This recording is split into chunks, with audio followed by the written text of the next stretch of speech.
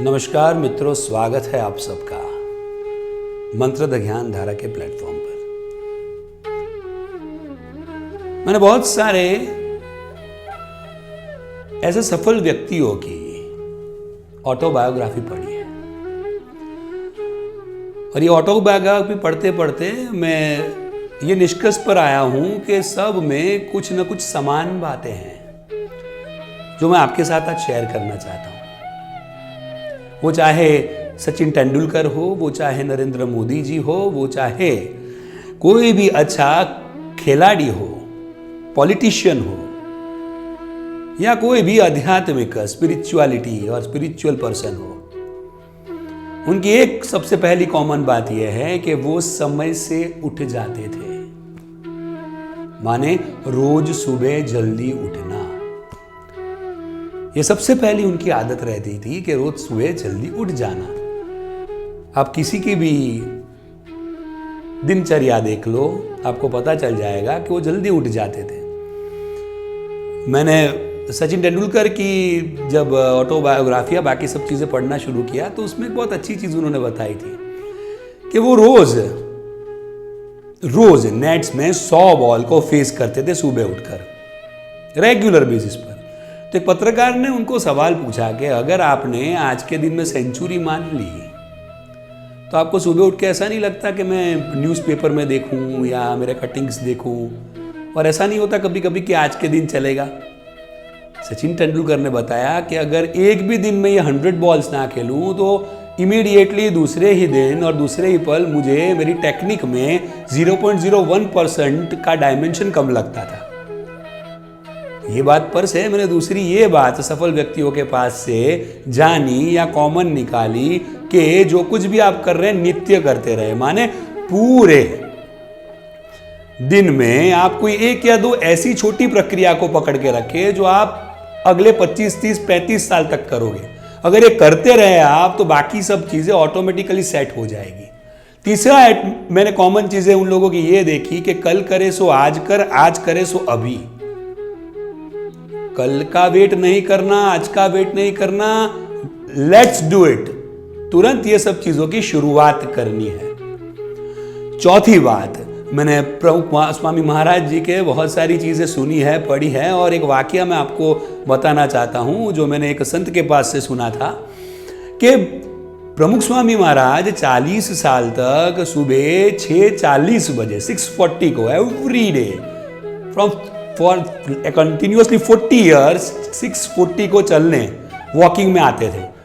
सब 6:35 से वेट करे, 40 साल में 1 मिनट भी वो कभी लेट नहीं हुए। और 7:30 को वो डायस पर पूजा के लिए आते थे 40 ईयर्स कंटिन्यूअसली। माने आप जो कोई एक चीज कर रहे हैं उसे एक ही समय उसका तय करें। वो पूरे जहां तक आप कर सकते हैं 25, 30, 35 साल तक वो चीज एक ही समय पर करें। आप देखेंगे कि अगर वो चीज आप एक ही समय पर करेंगे तो उसमें एक अलग तरीके का निखार आएगा। साथ साथ में मेरे स्वामी जी मुझे कहते थे कि भाविक, स्वामी अध्यात्मानंद जी महाराज की बात मैं कर रहा हूं, ब्रह्मलीन स्वामी अध्यात्मानंद जी मुझे कहते थे कि भाविक कम खाओ गम खाओ। माने अगर आपके शरीर को तंदुरुस्त करना है तो आप कम खाना खाओ तो शरीर तंदुरुस्त रहेगा, और अगर कोई आपको कटु वचन कहता है तो गम खाओ तो आपका मन मजबूत रहेगा।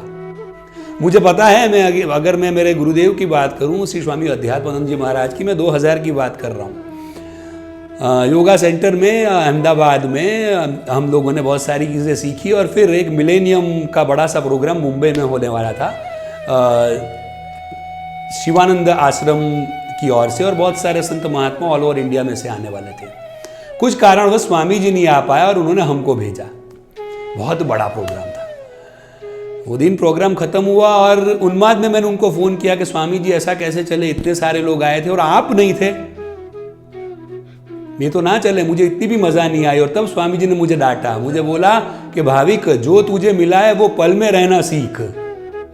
माने ये और एक नई बात मैंने जानी कि जो पल है वो पल को जीना सीखना चाहिए हमें, और वो पल में अगर हम अपनी पूरी शक्तियां लगा देंगे और जागृतता से काम करेंगे तो आनंद रहना ही रहना है। और एक बात मुझे वो बताते थे जो मैंने उनके जीवन से सीखी है कि always bliss bliss absolute. Bliss bliss absolute माने क्या? प्रश्न ये उपस्थित होता है कि बहुत सारे लोग ऐसा बोलते हैं, वो स्वामी जी भी मुझे बताते थे कि ब्लिस रहना वो it is not a practical way, वो प्रैक्टिकल नहीं रखता। हर बार आप खुश कैसे रह सकते हैं?